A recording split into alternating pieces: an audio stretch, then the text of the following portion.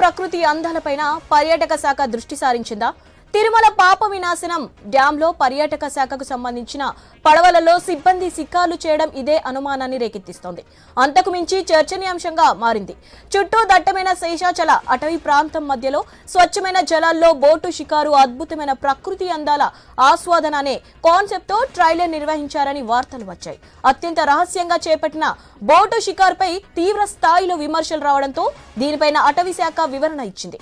పాప వినాశనం డ్యాం పరిసరాల్లో చట్ట వ్యతిరేక కార్యకలాపాలు జరుగుతున్నాయన్న సమాచారంతో పడవలతో తనిఖీలు నిర్వహించామని ప్రకటన విడుదల చేసింది. గతంలో ఎప్పుడు ఈ తరహా పడవలలో తనిఖీలు చేసిన ఘటనలు తిరుమలలో లేవు. సహజంగా అటవీ శాఖ సిబ్బంది వాహనాలలోనే తిరుమల అటవీ ప్రాంతాల్లో సంచరిస్తూ ఉంటారు. తిరుమల పర్యాటక ప్రదేశం కాదు, ఆధ్యాత్మిక క్షేత్రమని తరచూ టీడీపీ చెప్తూనే ఉంటుంది. అలాంటి చోట పర్యాటక కార్యక్రమం పేరుతో పుణ్య తీర్థాలన్నీ కలుషితం చేయొద్దని భక్తులు కోరుతున్నారు.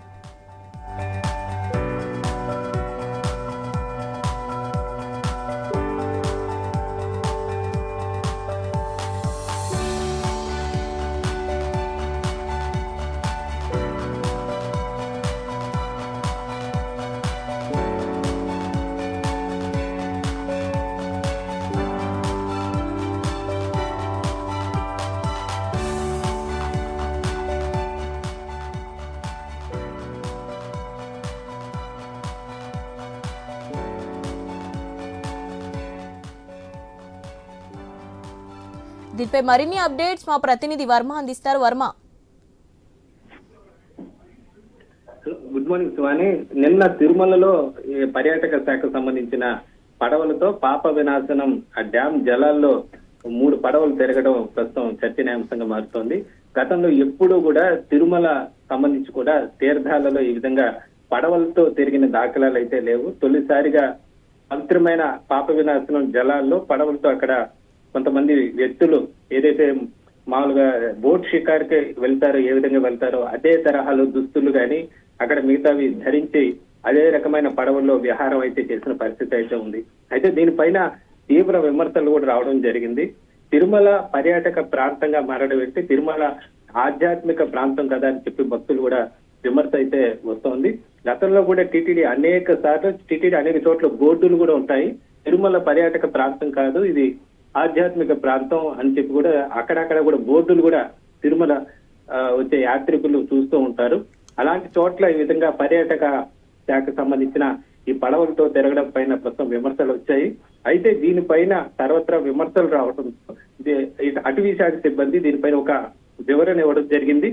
అయితే ఆ బోట్లు పర్యాటక శాఖకు సంబంధించి కాదని, అది పాప వినాశనం డ్యాం పరిసర అటవీ ప్రాంతంలో చట్ట వ్యతిరేక కార్యకలాపాలు జరుగుతున్నాయన్న సమాచారంతో అక్కడ పరిశీలన కోసం పంపడం జరిగింది మాత్రమే అని చెప్పి కూడా తిరుపతి డిఎఫ్ఓ వివేక్ ఒకైతే అధికారిక ప్రకటన విడుదల చేశారు. అయితే ఉదయం చూస్తే ఆ పడవలు తిరిగిన విధానం గాని, అందులో వ్యక్తులు సంచరించిన విధానం గాని, అక్కడ సెక్యూరిటీకి వెళ్లిన పరిస్థితి అయితే కనపడలేదని చెప్పుకోవచ్చు. ఎందుకంటే ఎలాంటి ఆయుధాలు లేవు. అక్కడున్న వ్యక్తులు పూర్తిగా ఏదైతే ఒక విహారం తరహాలోనే వెళ్ళినట్లుగా అయితే ఆ దృశ్యాల్లో కనిపిస్తున్న పరిస్థితి అయితే ఉంది. అయితే అటవీ శాఖ వివరణ ఎంతవరకు కరెక్ట్ అనేది మరి చూడాల్సి ఉంది. అయితే భక్తులు మాత్రం ఒకటే కోరుతున్నారు, తిరుమలను ఆధ్యాత్మికత చెడిపోకుండా కాపాడాలని కోరుతున్నారు. ఏదైతే 2 రోజుల క్రితమే ముఖ్యమంత్రి చంద్రబాబు తిరుపతికి వచ్చినప్పుడు ఏదైతే 35 ఎకరాల్లో పర్యాటక శాఖ ముంతాజ్ హోటల్ అట్లాగే దేవలోక లాంటి ప్రాజెక్టులకు ఇచ్చిన ఆ స్థలాలను కూడా వెనుక్కు తీసుకున్న పరిస్థితి అయితే ఉంది.